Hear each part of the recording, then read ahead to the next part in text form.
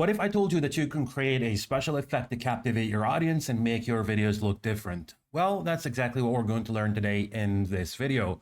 Hey, what's going on everyone? My name is Ali, and in this video, I'm going to show you how to create a 3D parallax effect in CreateStudio 4. And before we dive deeper into this, I've got an example that I'd like to share with you. Let's go ahead and watch it and come back to start creating.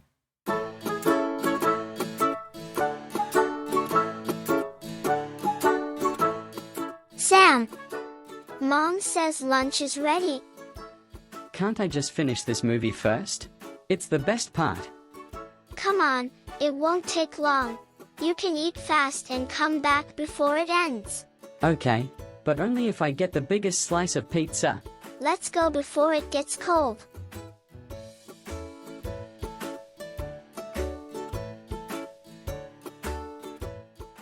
I hope you like the example. And by the way, this is not the first 3D parallax that I created in CS4 or even the previous versions. I do have other tutorials on my YouTube channel as well. If you're interested in watching them, I'll leave links to those videos in the description. So feel free to watch those videos after you've watched this one. Now, for this specific video, I'm going to show you how to create that 3D parallax so that you can make your videos look different than other creators who are using CS4 or the previous versions. And if you are somebody who is watching other people's work, you know that the majority of people are creating basic videos, that are not engaging. And I'm not really criticizing anybody's work, but really just saying that there's an opportunity for you to make your videos look different. So without further ado, let's start doing it. Show you how you can do that. So I'm going to start by removing what I have in my timeline, and then I'm going to go to my scenes because this is basically where I got the background. So I'm going to start by dragging the background and dropping it onto my canvas. And so in this group that I have in the timeline, I'm going to ungroup it because I do have a couple of images. By the way, this image is an image that I generated using Leonardo AI. It took me about 3 to 4 times every time Leonardo was providing like 3 to 4 results or 4 images, and I had to choose between the best one. And until I got to the image that you're looking at right now, this was the best example that I could get so far, but it was still messed up because if I zoom in on the background right here, you'll see that it's messed up when it comes to the painting on the wall as well as the window frame as well. But what I did is I was able to polish the background and enhance it. And this is the second version. As you can see here, I edited the wall painting. I also fixed the window frame and then replaced the beanbag from, with this table. I did all of that in CreateStudio 4. And if you're familiar with Photoshop, you know how editing images like. I'm not saying there's any comparison between CS4 and Photoshop because I cannot do that. CS is in nowhere to be compared with other advanced tools like Adobe, Sears, and all that. But I was able to enhance the quality and fix the texture, the wall painting, and and remove an object from this background. All of that was done in CreateStudio. My focus today is only going to be on the 3D parallax effect, but if you're interested in learning how I edited this background in CS4, let me know in the comments. Just type in the word background tutorial and I will make one and let you know when it's ready. So let's start using this one. And by the way, I'm going to give you access to this background as well as the beanbag as well. I'm going to leave a link so you can download the assets so you can easily follow along with me. So I'm going to remove the unpolished background right there, and I'm going to drag this one right here. I'm going to expand it in the timeline for about 10 seconds for now, right? And then the next thing I'm going to do is I'm going to scale up the image. So in order to achieve the 3D parallax effect, it's all about the timing. So if you can master the timing and understand the concept of the 3D parallax effect, you would be able to create magic, in a lot of your videos and make them look different from other creators, to engage with your audience. And, it's going to make you look like you're creating professional videos, right? So like I said, first thing is going to be scaling up the image. So I'm going to zoom out to be able to scale up the image. I'm going to hold the Alt key on my keyboard. I'm going to drag the image from any of the corners right there to scale it up like so. So I can have a close up, something like that. And then what I'm going to do next is I'm going to drag the image and have it start, somewhere on the right side like this, right? Now, once we're done, we need to create an animation for it before we start bringing the beanbag and all that stuff. So let me go and open up my my scenes again, because I'm going to grab the beanbag that I have saved right here. Again, I'm going to provide you with an image of that one as well. So I'm going to place this one right here, right in front of the bed, just like so. I'm going to ungroup it like this, and then I'm going to shrink it down so I can line it up with my background, just like that. And because we have a close-up already, I don't need to worry about the shadow of, or the drop shadow of the beanbag, because you can see here in the background, we already have some, drop shadows for objects because of the sunlight, coming from the windows. But I'm not going to do that because we have a close-up of our scene. So next thing we want to do is grouping both together, the beanbag and the background. So we're going to right click and group these guys together. You can right click again and rename it to, stay organized and give your layers names if you want to. So you can easily do that, right click, rename, and this say BG for background, just like so. The next thing we want to do is create an animation. So what we're going to do next is make sure that we have our group or, scene selected. We will then click on add animation right here, and we will use position. Easing is going to be as is, so we'll keep it smooth. Next thing we want to do is extend the keyframe. So I'm going to go for 5 seconds and a half. So we're going to go for 5 seconds and let's say 20.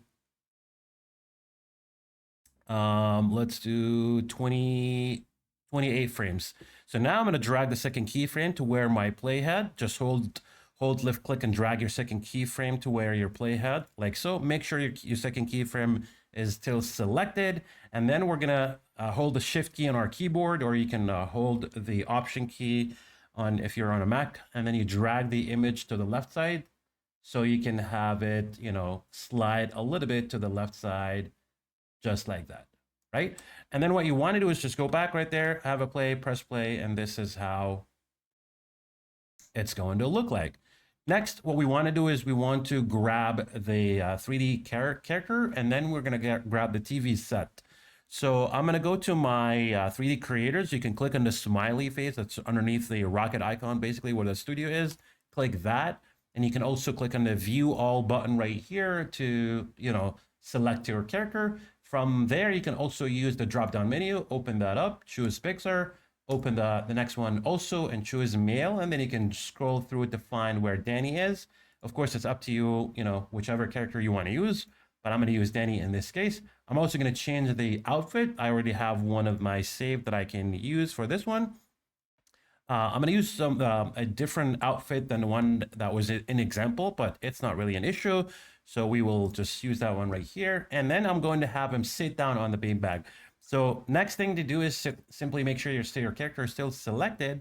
We're going to go to the left panel. Under settings, we have a few tabs in there. So one that says customize, next one says actions. This is the one we want to go to.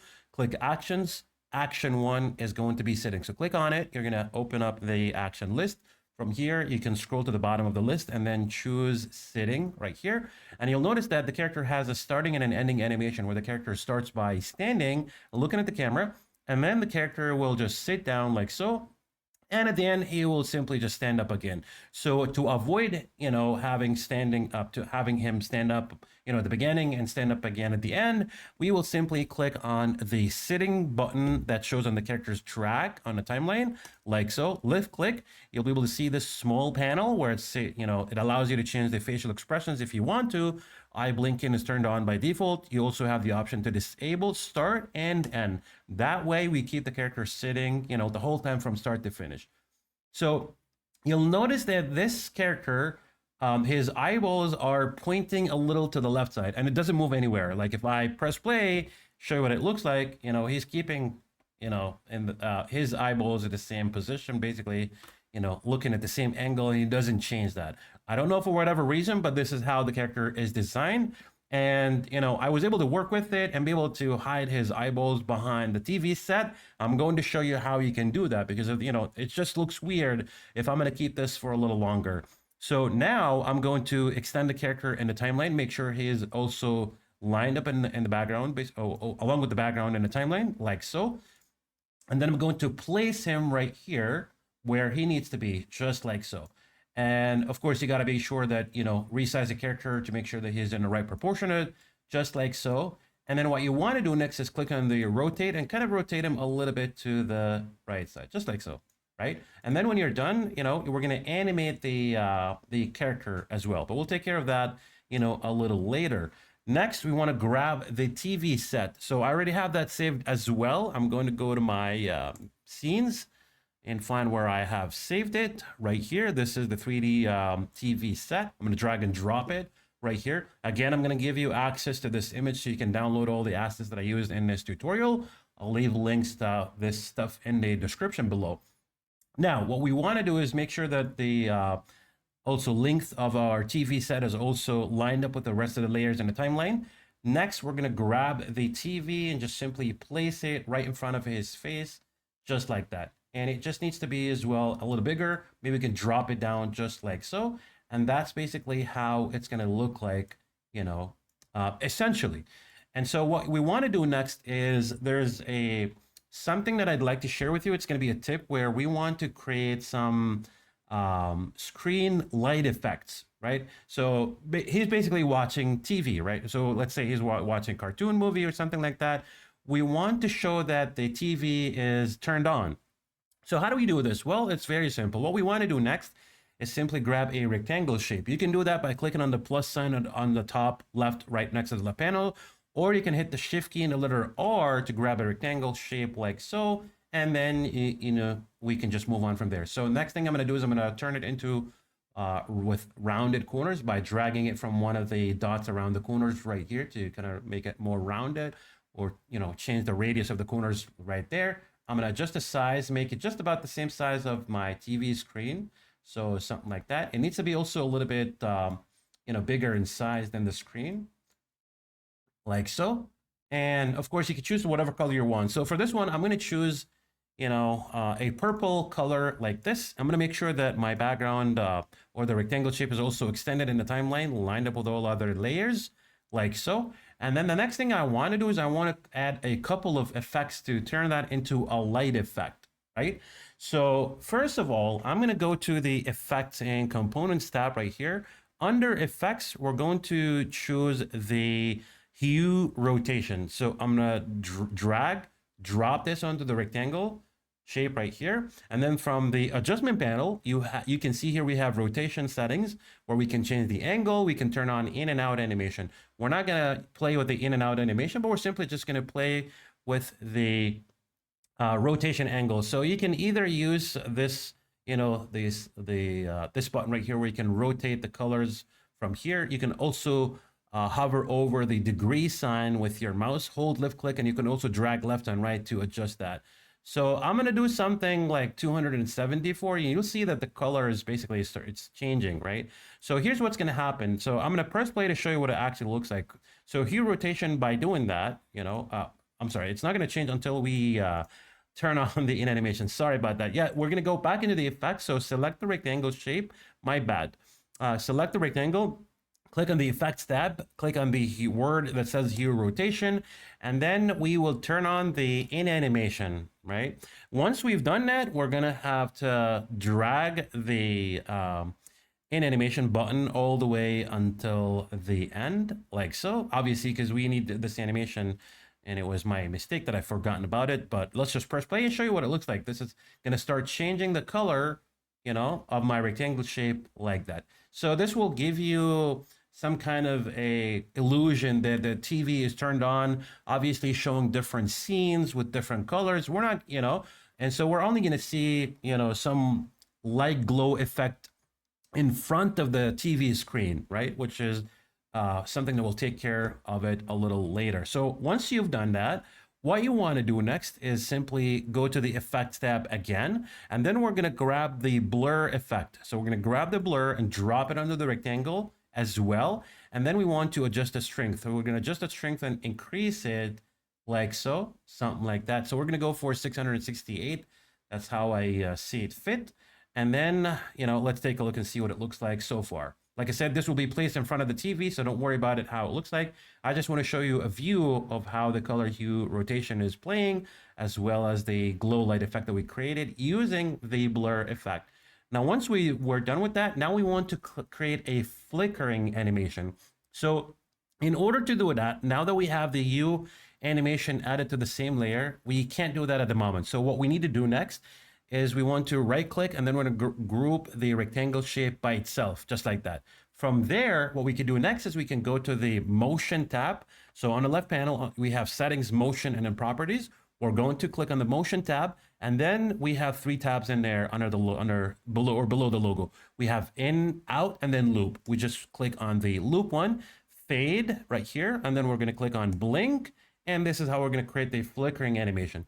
So for the number of loops, since it's just 10 seconds, I will just go for, let's say, 3 loops, and then I'm going to extend the button, the blink animation button on the group layer as well until the end, like so. So we can just go back, press play, and take a look, right? So now you're gonna see a flickering animation. Obviously, it's gonna be in slow motion.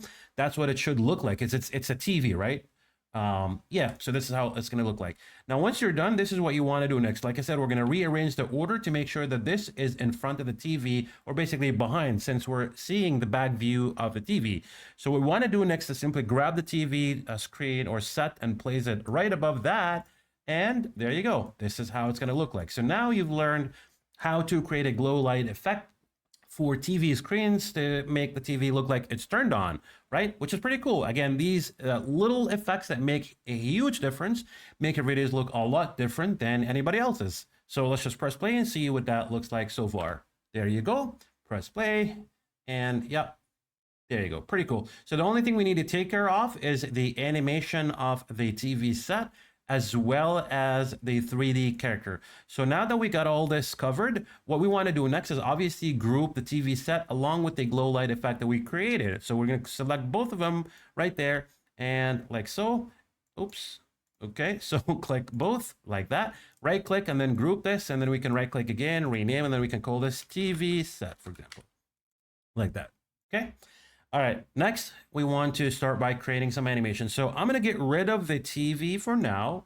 So just drag it on the right side, because here's what's going to happen once we press play. The image is going to start moving or sliding to the left side, but Danny is stationary, right? So we want to animate this character. So here's what's going to happen. I'm going to start with my playhead being at the very beginning of my timeline. I'll then click or select my character. Here's what I want to do. I'm going to click on add animation above the timeline. Easing will be kept as is, so it'll be smooth by default. I'll go to properties, and then I'm going to choose position, and I want to do character view. Position, because we're going to have the character slide along the background, and we're going to do character view so we can adjust the angle of the character while he's sitting. All right, next, here's how to adjust that. So now we are going to drag the second keyframe. And this is where we play with the timing. Remember, we have set the second keyframe for the background at 5 seconds and 28 frames, right? So we're going to make sure that, this keyframe is also, lined up with this one as well, right here. And then I'm going to grab my character over or on top of the beanbag, just like so. And I'm going to click on the rotate and then have rotate even a little further to the right side, like so, because the TV would still be on the right side. So his eyeballs needs to kind of like focus on the TV screen, because like I said, the way how it is designed, it's just kind of weird. So we're going to have to work with it the way it is. So now when we go back to the very beginning, press play, see what it looks like so far. And yep, there you go. Pretty cool. All right, now is the time to animate the TV set. So I'm going to grab this guy back in there right here, and then we want to create an animation. So for the TV set, we're only going to use position animation. So I'm going to click on add animation. I'm going to do position, right? Easing is as is, so smooth. We're not going to change that. Now we're going to drag the second keyframe. So here's, again, this is where we worry, or not worry, but adjust the timing so that we can achieve the 3D parallax effect. So I'm going to make a slight difference in timing between the TV set and the actual scene, where I'm going to make the TV take a little longer. So where we have all keyframes, aligned in the timeline, I'm going to use the frame forward button, which is right next to the play button. We have two, backwards and forward, two errors. These are referred to frames per second. So I'm going to click on the forward one 5 times. 1, 2, 3, 4, 5. That way I advance my playhead 5 frames forward so that I can, do that for the TV. So now I'm going to drag my second keyframe to where my playhead is. Be sure that your second keyframe is still selected, right? And then we're just gonna grab the TV a little bit to the right side, like this. Right here. So now when we go back, take a look, press play, and there you go. So you'll notice, again, the background is sliding to the left side, and the TV is sliding to the right side, creating that 3D parallax effect. It actually looks like the camera is kind of rotating, well, not 360, but a bit of a degree. So we're just going to play that one more time right here. You'll notice if you take a look at the actual room, right, from in the back end right there. If you go back again, press play, and there you go, right? Take a look at that. This is how beautiful you can play with the 3D parallax effect to create all those animations and make your videos look different.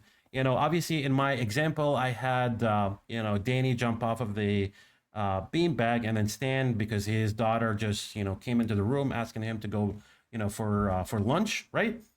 So you can animate that. If you want to do this or you want to learn how to do this, I can show you quickly how to achieve that. So let's say, once we've reached the end of the keyframe for Danny, this is what we're going to do next. So you want to make sure your playhead is at the middle of the second keyframe. And then what you want to do next is simply, we're obviously going to have him stand up. So I'm going to need to shorten the sitting action right at the end right here, and then add another action first. So let's do that. So we're going to go and add another action. And let's say I'm going to do idle, for example, just for the time being. So I'm going to extend that right here, like so. And now I'm still on the where I was. Basically, my playhead is on the middle of the second keyframe, where Danny is. And now I'm going to click on Add Animation. For properties, I will choose Position, Scale, and I'm going to do Character View as well. Next, I'm going to select my second keyframe right here. You can see he's standing. So we're gonna, click on rotate and have him rotate, so to whatever angle you want. So again, because in my example, his daughter was basically walking in from the left side. So he was kind of like turning, to the left side so he can look at her like so. And then I could just drag Danny right like this, maybe scale him up a little like that. But of course, when you go back, take a look, right? Now he's going to do it like that. So obviously when he jumps off, he needs to do it a little quicker. So we're going to grab the second keyframe and get that a little bit closer like that. Go back, take a look, and there you go. Right now it's going to look a little bit more natural, and it's just amazing. So of course you can continue building your scene if you like, but I hope you found this helpful learning how to create 3D parallax effect. Again, if you're interested in learning how to polish backgrounds in CS4, let me know in the comments by typing the word background tutorial, and I'll be sure to create one. I'll let you know when it's ready. But until then, I hope you found this helpful. Thank you so much for watching, and I'll see you on the next one.